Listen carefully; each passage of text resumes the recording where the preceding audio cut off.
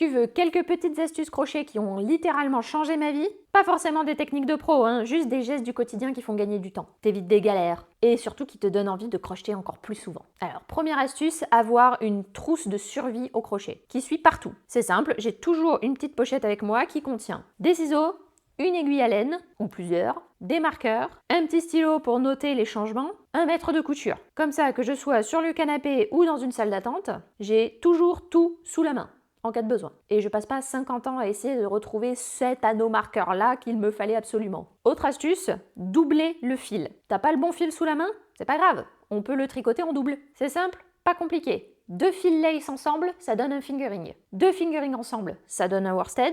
Et 2 worsted ensemble, ça donne un bulky. Et évidemment, on vérifie l'échantillon, hein. On n'est pas des sauvages. Ça permet de jouer avec les textures et de pas racheter du fil à chaque nouveau projet. Et ça, c'est cool. Autre astuce, sécuriser son ouvrage. Tu veux éviter le drame de la maille qui glisse quand tu ranges ton projet? Fais une grande boucle à la fin de la session, comme ça là. Tu la bloques avec un marqueur, amovible, hein, et tu tires. Plus de mauvaises surprises.